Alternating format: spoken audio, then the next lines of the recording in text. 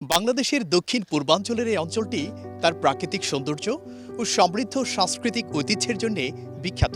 কিন্তু এই অঞ্চলের আরও একটি অনন্য পরিচয় আছে, যা দেশের গণ্ডি পেরিয়ে আন্তর্জাতিক পর্যায়েও সমাদৃত। তা হল চট্টগ্রামের শুটকি।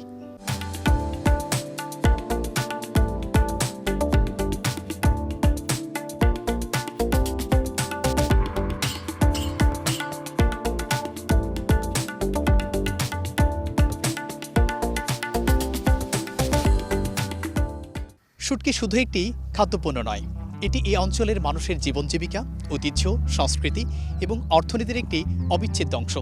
চট্টগ্রামের সাথে শুটকি মাছের বাণিজ্যিক ইতিহাসও গভীরভাবে জড়িত। বলা হয়, ব্রিটিশ আমল থেকে শুরু করে বর্তমান সময় পর্যন্ত চট্টগ্রামের শুটকি মাছ দেশের বিভিন্ন অঞ্চলে এবং আন্তর্জাতিক বাজারে রপ্তানি করা হয়, যা দেশের অর্থনীতিতে গুরুত্বপূর্ণ ভূমিকা পালন করে আসছে।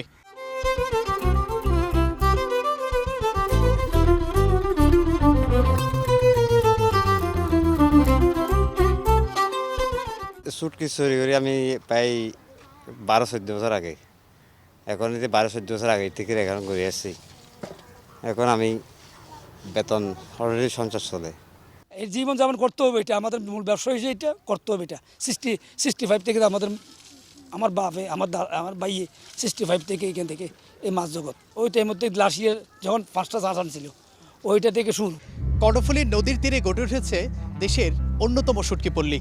বিশেষ করে নদীর উত্তর দক্ষিণ তীর ঘেঁষা বাকলিয়া, ডাঙ্গারচর, কর্ণফুলী ঘাট এবং জুলধায় মাছকে শুটকিতে রূপান্তরিত করার বিশাল কর্মযজ্ঞ দেখা যায়।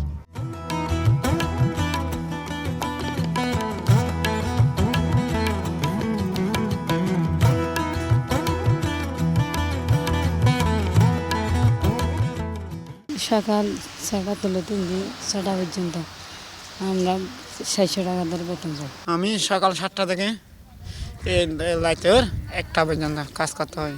এখানে আমি কাজ করছি 6-7 বছর মনে হয়, এত বছর কাজ করতেছি এখানে আমাদের বেতন তেমন বেশি না, বেতন এই 10-15 এর মধ্যে আমাদের সংসার চালাতে হয়।